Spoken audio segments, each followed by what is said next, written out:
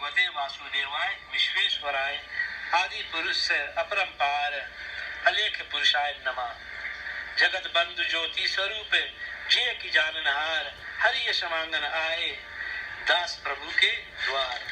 एक बार बोलो कृष्ण भगवान की जय। पहला अध्याय विषाद योग। जब कौरव और पांडव महाभारत के युद्ध को चले तब राजा धृतराष्ट्र ने कहा कि मैं भी युद्ध को कौतुक देखने को चलूंगा। तो व्यास जी ने कहा, हे राजन, तुम्हारे नेत्र नहीं, नेत्रों के बिना क्या दिखेगा। तब राजा धृतराष्ट्र ने कहा कि हे प्रभु, देखूंगा नहीं पर श्रवण तो करूंगा। तब व्यास जी ने कहा कि हे राजन, तेरा जो सारथी संजय है वह मेरे शिष्य है। जो कुछ महाभारत के युद्ध की लीला कुरुक्षेत्र में होगा संजय तुमको यहाँ बैठे ही श्रवण करवा देगा। जब व्यास जी के कमल मुख से यह वचन सुने तब संजय ने श्री व्यास देव जी के चरण को नमस्कार किया और हाथ जोड़कर विनती की कि हे प्रभु जी, महाभारत के युद्ध का चरित्र कुरुक्षेत्र में और मैं हस्तिनापुर में कैसे जानूंगा और राजा को किस भांति कहूंगा। जब इस प्रकार संजय ने व्यास जी के आगे विनती करी तो श्री व्यास जी ने प्रसन्न होकर संजय से कहा कि हे संजय, मेरी कृपा से तुझे यह सब कुछ दिखाई देगा और बुद्धि के नेत्रों से सूझेगा। जब व्यास जी ने यह वर दिया तो उसी समय संजय का दिव्य दृष्टि हुई और बुद्धि भी उनकी दिव्य हुई। आगे अब महाभारत का कौतुक कहता है, सो सुनो। 7 अच्छौनी सेना पांडव की और 11 अच्छौनी सेना धृतराष्ट्र के पुत्र कौरवों की, ये ही दोनों सेनाएं इकट्ठे होकर और कुरुक्षेत्र में पहुंचे। राजा धृतराष्ट्र ने संजय से पूछा, धृतराष्ट्रवाच, ये हे संजय, धर्म का क्षेत्र जो कुरुक्षेत्र वे वहाँ है, वहाँ मेरे और पांडव के पुत्र ने क्या किया सो मुझसे कहो। राजा का वचन सुनकर संजय बोला कि संजय यो वाच, हे राजन, तेरे पुत्र दुर्योधन ने पांडव की सेना को देखकर अपनी गुरुदेव को और द्रोणाचार्य के निकट जाकर विनती की, हे आचार्य, देखो तो पांडव की सेना का यह समूह और सेना की पक्की कैसे भली भांति बनी है और द्रुपद का पुत्र धृष्टद्युम्न जो तुम्हारा शिष्य है कैसा बुद्धिमान है, जिसने पांडवों की सेना की पांतिक कैसे भली भांति बनाई है। और जो पांडव की सेना के मुख्य योद्धा है उनके नाम दुर्योधन है और द्रोणाचार्य का सुनाता है। इस सेना में गदाधारी भीमसेन, धनुषधारी अर्जुन और राजा युयुधान, राजा विराट, राजा द्रुपद, महारथी धृतकेतु, शेकितान और बड़ा बलवान काशी का राजा और पूर्वजीत कुंती भोज मनुष्य की सर्वश्रेष्ठ शिष्य यदमनु और विक्रांत बड़ा बलवान उत्तम ओझा समुद्र का पुत्र अभिमन्यु और द्रौपदी के 5 पुत्र सभी महारथी है। अब दुर्योधन अपनी सेना के मुख्य योद्धाओं के नाम और बल सुनाता है। हे आचार्य जी, जो मेरी सेना के मुख्य योद्धा है, हे ब्राह्मणों, मैं श्रेष्ठ द्रोणाचार्य जी के उनके नाम सुनो। प्रथम तो आप और भीष्म जी, कृण, कृपाचार्य जी, समितिंजय, अश्वत्थामा, विक्रम और भूरिश्रव जयद्रथ आदि से लेकर और भी योद्धा है जिन्होंने मेरे निमित्त अपना जीवन त्याग दिया है और जो अनेक प्रकार के शास्त्र धारण करने वाले हैं, युद्ध करने में बड़े चतुर है। हमारी 11 अक्षौणी सेना है और पांडवों की सेना 7 अक्षौणी है। हमारी सेना के अधिकारी और अच्छा करता भीष्म है और पांडवों की सेना के अधिकारी और अच्छा करता भीमसेन है। अब दुर्योधन अपनी सेना से कहने लगे कि जितने तुम हमारी सेना के लोग हो सो सभी भीष्म की रक्षा करने वाले हो। अब जितने शास्त्र आने के मार्ग है उन सब मांगो से भीष्म की रक्षा करो। दुर्योधन के मुख से भीष्म आदि योद्धाओं ने यह वचन सुनकर और उसकी प्रसन्न करने के लिए कौरवों में जो बड़े बुद्धि भीष्म पितामह है, वृद्ध भीष्म पितामह है, उन्होंने प्रथम सिंह की तरह गरज कर अपना प्रतापवान शंख बजाया, जिसके उपरांत दुर्योधन की सारी सेना ने शंख बजाया। बेड़ी, ढोल और रण वाग, तमामे और गोमुख इत्यादि बजाए। सेना ने अनेक प्रकार के बाजे एक साथ बजाए और बाजाओं का बड़ा भयंकर शब्द हुआ। अब पांडवों की सेना ने जो बाजे बजाए उनके कहते हैं। प्रथम तो जिस रथ पर श्री कृष्ण भगवान विराजमान है, उस बड़े रथ की सारी सामग्री कंचन की है और रत्नों से जड़ित है। जैसे वर्षा ऋतु के मेघ गरजता है, वैसे ही रथ के पहियों की आवाज है, ऐसे रथ है। अब घोड़ों की शोभा खाता है, जैसे गौ का दूध होता है वैसा उनका सुंदर रंग है, और जैसा कार्तिक का फूल हुआ कमल होता है, ऐसा सुंदर घोड़ों का मुख है। और बहुत सुंदर है गर्दन जिनकी, सुंदर है कान जिनके, सुंदर है पूंछ जिनकी, श्रवण की घुंघरी की जल रेव है और चरण में श्रवण के निपुर पड़े हैं। या जो उन घोड़ों की शोभा है, ऐसे सुंदर रथ पर सारथी रक्त वत्सल सत्य स्वरूप अनंत कंद श्री कृष्ण भगवान जी विराजमान है और योद्धा के स्थान पर अर्जुन भक्त विराजमान है। उन्होंने भी अपने दिव्य शंख बजाए और प्रथम श्री कृष्ण भगवान ने अपना 5 जन्य नामक शंख बजाया और देवदत्त नामक शंख अर्जुन ने बजाया और पांडव नामक शंख भीमसेन ने बजाया। जो भीमसेन कैसा है, जिसका उदर बड़ा है और कमर भी बड़ी है। अनंत विजय नामक शंख कुंती के पुत्र राजा युधिष्ठिर ने बजाया।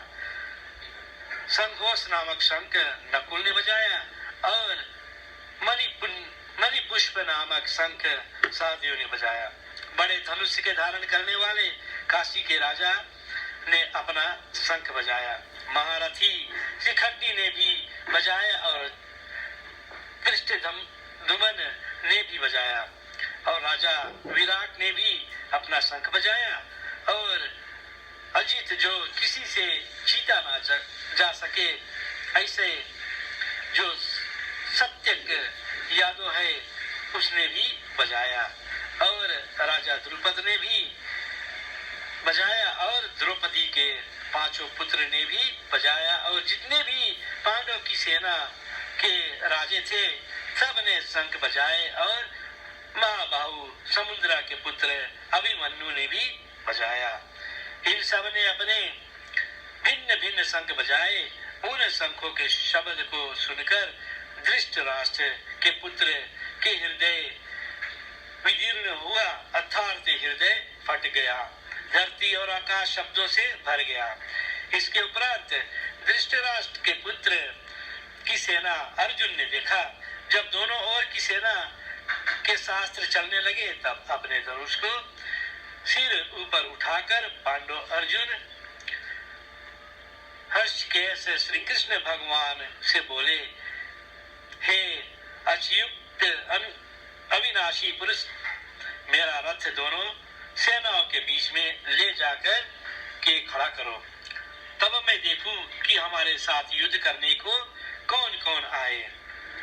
प्राणों को और धन को त्याग कर जो आए हैं उनके मैं देखूंगा। संजय वाच राजा धृतराष्ट्र से बोला कि हे राजन, हरिकेश श्री कृष्ण भगवान से अर्जुन ने जब यह वचन कहे, तब भक्त वत्सल गोविंद ने घोड़ा को हाँक कर अर्जुन के रथ दोनों सेनाओं के बीच भीषम द्रोणाचार्य के सन्मुख ले जाकर खड़ा किया। भीषम द्रोणाचार्य की दाई बाई और भी योद्धा थे। जब श्री कृष्ण चंद्र भगवान अर्जुन से बोले कि हे अर्जुन, तेरा रथ मैंने कौरव के सेना के सम्मुख खड़ा किया है, इनको देखो। तब अर्जुन ने कौरव की सेना में बहुत योद्धा देखे, उनमें पितामह देखे, गुरु देखे, मातुल यानी मामा देखे, पुत्र देखे, पौत्र देखे, सखा देखे, ससुर देखे और मित्र देखे। इन दोनों सेनाओं में अपने ही कुटुंबी देखकर अर्जुन को बहुत दया उपजी। तब अर्जुन दुख के साथ ही श्री कृष्ण भगवान से बोला। अर्जुन श्री कृष्ण चंद्र भगवान से कहने लगा कि हे कृष्ण भगवान, इस सेना में मैंने सब अपने भाई बंधु कुटुंबी ही देखा है।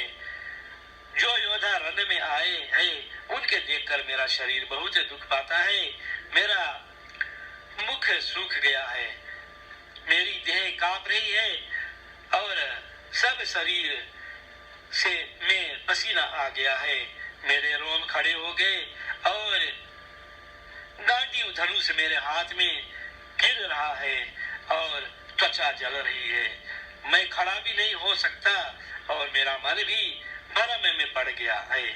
और हे केशव, मैं शकुन भी बुरे देखता हूँ और मैं ऐसा निमित्त भी नहीं देखता या विपरीत युद्ध है। हे केशव जी, इस युद्ध में भाइयों को मारने में मैं अपना कल्याण भी नहीं देखता। हे श्री कृष्ण, मैं अपनी जय भी नहीं चाहता और मुझको राज्य को भी इच्छा नहीं है और ना सुख की है। हे गोविंद, राज किस काम का है और राज्य के भोग किस काम का है, जिनके सुख के निमित्त कुटुंब के लोगों को मारकर और राज मिलेगा। वहाँ सभी कुटुंब के योद्धा लोग एकत्र हुए हैं, प्राण और धन का त्याग कर युद्ध के निमित्त खड़े हैं। सोया कौन कौन है? गुरु है, पितामह है, पुत्र है, तात है, ससुर है, पौत्र है, साले और संबंधी है। हे मधुसूदन, इनको मारने की मुझको इच्छा नहीं, इन पर मुझको बहुत दया आती है। हे धरती के धारण हारे श्री कृष्ण भगवान, मैं इनको मारकर त्रिलोक का राज पाऊं तब भी मैं ना मारूंगा। भूमि के राज्य को तो बात ही कितनी है। जनार्दन जी, धृतराष्ट्र के पुत्र को मारने से हमारा कल्याण नहीं, किंतु इसके विपरीत होगा, इनके मारने से हमको बड़ा पाप लगेगा। यद्यपि यह महापापी भी है तो भी मारने के योग्य नहीं है। प्रभु जी, यह सभी पूजने योग्य है और वेद योग्य है, मैं इनके नहीं मारूंगा। हे माधव, सज्जन भाई बंधु कुटुंब, इनको मारने से हमको सुख कहाँ है, मुक्ति कहाँ? यद्यपि राजा के लोग से इनके बुद्धि भ्रष्ट हुई है, या धृतराष्ट्र के पुत्र जो कुल नष्ट करने से दोष बचते हैं, जो कुछ मित्र के साथ कपट करने से दोष उपजते हैं, इसको नहीं समझते, सो क्या इनकी तरह मैं भी नहीं समझता? जो कुल के नष्ट करने से पाप लगते हैं उन पापों की भली भांति जानता हूँ। अब जो पाप कुल के नष्ट करने से लगते हैं उन पापों के अर्जुन भली भांति कहते हैं। हे जनार्दन, कुल का नाश करने से कुल के जो पुराने धर्म चले आए हैं उनको भी नाश होता है। कुल धर्म के नष्ट होने से कुल की स्त्रियां दुराचारिणी हो जाती है। जिन स्त्रियां के वर्ण संकर संतान अर्थात पराय पुरुष की संतान उपस्थिति है, अब वर्ण संकर सनातन हुई तब पिंड और जल पितरों की पहुंचने से रह गया तो तिनके पितृ स्वर्ग से गिर पड़ेंगे। इस कारण हे यदुवंशी, मैं श्रेष्ठ श्री कृष्ण भगवान जी जिसने कुल को नष्ट किया उसने इतनी पाप किए, सो यह सब पाप कुल का नष्ट करने वाले के सिर पर होते हैं। फिर वह मनुष्य उन पापों का फल क्या पाता है, तो सुनो। वह प्राणी सदा नरक भोगता है और नया शास्त्र में मैंने यह श्रवण किया है। अब अर्जुन पछताता है और हाथ को मल मल कर और फेर कर कहता है, हाँ हाँ देखो भाई, मैंने कैसा पाप का अगम किया था। राजमुख के लोभ निमित्त अपने कुल का नाश करने लगा था। अब मैं अपना हाथ मैं शास्त्र ना पकड़ूंगा और ना धृतराष्ट्र के पुत्रों को के हाथ में शास्त्र होंगे और मैं उनके सन्मुख होऊंगा, वह मुझको मारेंगे, इससे मेरा कल्याण होगा।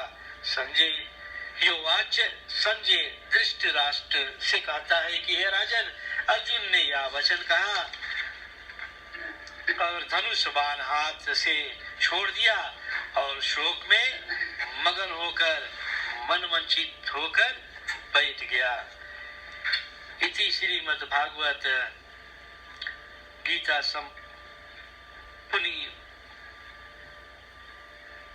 सप्तम ब्रह्म विद्याय योग शास्त्र श्री कृष्ण संवादे पहला अध्याय समाप्त। बोलो श्री कृष्ण चंद्र भगवान की जय। अब हम प्रथम अध्याय का महत्व पढ़ेंगे। एक समय कैलाश पर्वत पर महादेव जी और पार्वती की आपस में गोष्ठी हुई।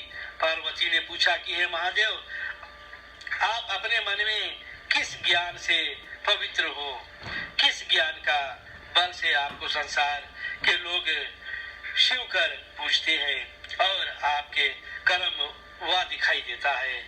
मृगछाला ओढ़े, अंगों में शमशान की विभूति लगाए, गले में सर्प और मुंडों की माला पहने रहे हो है, इनमें तो कोई कर्म पवित्र नहीं, तो आप मुझे वह ज्ञान सुनाओ जिससे आप पवित्र हो।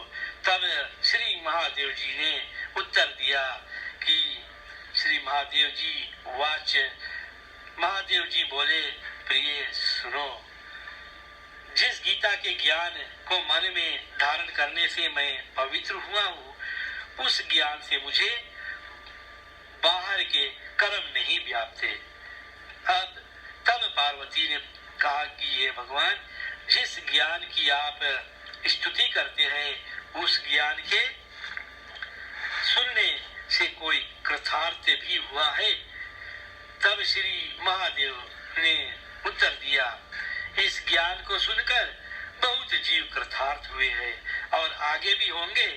मैं एक पुरानी कथा सुनाता हूँ, तू सुन। एक समय पाताल लोक में शेषनाग की शैया पर श्री नारायण जी नेत्र बंद कर अपने आनंद में मगन थे।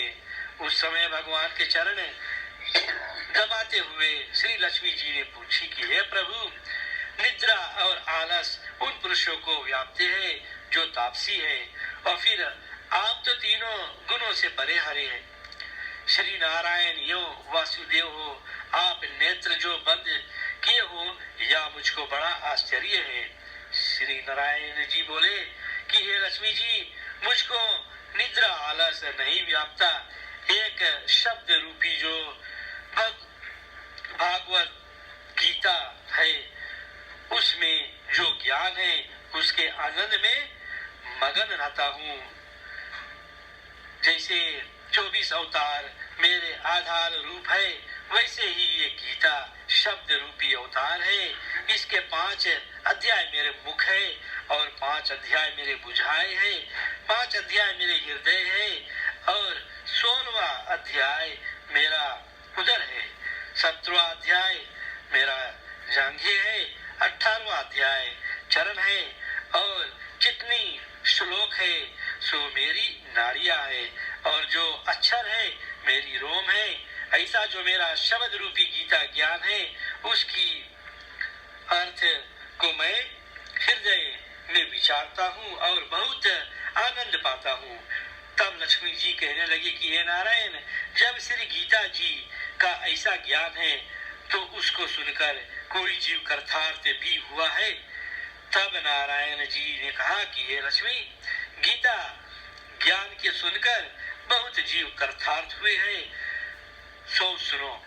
श्री नारायण वाच शूद्र वर्ण एक प्राणी था जो चंडाल के कर्म करता था और तीर लवन का व्यापार करता था। उसने एक बकरी पाली। एक दिन वो बकरी चराने को वन में गया और वृक्षों के पत्ते तोड़ने लगे। वहाँ सांप ने उसको डस लिया, तुरंत ही मर गया।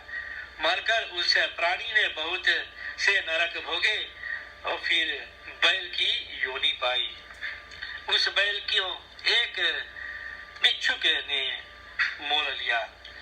भिखारी उस बैल पर चढ़कर सारे दिन मांगता फिरता, जो कुछ भिक्षा मांग कर लाता वो अपने कुटुंब के साथ मिलकर खाता। बैल सारी रात द्वार पर बंधा रहता है, उसके खाने पीने का कोई खबर ना लेता है। कुछ थोड़े सा भूसा उसके आगे डाल देते। इस प्रकार कई दिन बीत गए तो वह बैल भूख के मारा गिर पड़ा, मरने लगा और उसके प्राण नहीं छूटता। तब नगर के लोग देखते, कोई तीर्थ का फल दे, कोई व्रत का फल दे, पर उसका उस बैल के प्राण छूटते नहीं। एक दिन एक गणिका आई, उसने लोगों से पूछा कि यह भीड़ कैसा है? तो उन्होंने कहा, इसके प्राण छूटती नहीं, इनके पुरायों का फल दे रहा है तो भी इसके मुक्ति नहीं होती। तब गणिका ने कहा कि मैंने जो कर्म किया उसका फल मैंने इस बैल के निमित्त दिया। और इतना कहते ही उस बैल का मुक्ति हो गया। उस बैल ने ब्राह्मण के घर जन्म लिया। पिता ने उसका नाम सुशर्मा रखा।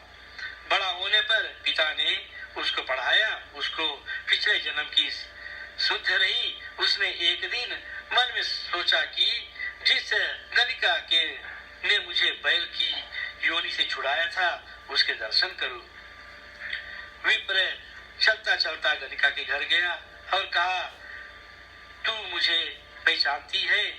गणिका ने कहा कि मैं नहीं जानती तू कौन हो, क्योंकि तू विप्र, मैं वैश्य। तब विप्र ने कहा, हे, मैं वही बैल हूँ जिसको तूने अपना पुराय दिया था। तब मेरी मुक्ति हुई। अब मैंने विप्र के घर जन्म लिया है, तू अपना पुराय बता। वेश्या ने कहा, मैंने अपनी याद में कोई पुराय नहीं किया और मेरे घर एक नौता है, वह सवेरे कुछ पढ़ता है, मैं उसके वाक्य सुनती हूँ। उसी पुराय का फल मैंने तेरे निमित्त दिया था। तब उस विप्र ने तोते से पूछा कि तू सवेरे क्या पढ़ता है? तोते ने कहा, मैं पिछले जन्म में विप्र का पुत्र था।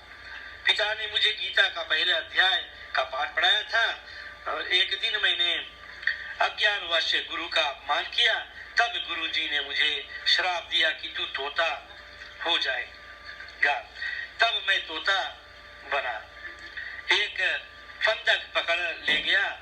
एक विप्र ने मुझे मोल लिया और वहां विप्र भी अपने पुत्र को गीता का पाठ पढ़ाता था। तब मैंने भी वह पाठ सीख लिया। एक दिन ब्राह्मण के घर चोर आया। कुछ धन प्राप्त न हुआ। मेरा पिंजड़ा उठा ले गया। उन चोरों की यह गलिका मित्र थी। मुझे इसके पास ले आए। सो मैं नित्य गीता जी के पहले अध्याय का पाठ करता हूँ। यह सुनते ही है, पर जो मैं पढ़ता हूँ इस गलिका की समझ में नहीं आती। वही बुराई तेरे निमित्त दिया था। सो श्री गीता जी के पहले अध्याय के पहले पाठ का फल है। तब विप्र ने कहा, हे तोते, तू भी विप्र है, मेरे आशीर्वाद से तेरा कल्याण हो। सो हे लक्ष्मी, इतना कहने से तोते की मुक्ति हुई। उस गलिका ने भले कर्म ग्रहण किए। नित्य प्रतिदिन स्नान कर गीता के प्रथम अध्याय का पाठ करती। इस तरह भले विप्र क्षत्रिय वैश्य अतीत उस वैश्य की पूजा करने लगे और विप्र अपने घर को गए। श्री नारायण जी ने कहा कि हे लक्ष्मी, जो कोई भी गीता का पाठ करे या श्रवण करे उसको भी मुक्ति मिलेगी। या पढ़, पहला अध्याय का महत्व मैंने तुमसे कहा। एक बार बोलो, श्री कृष्ण चंद्र भगवान की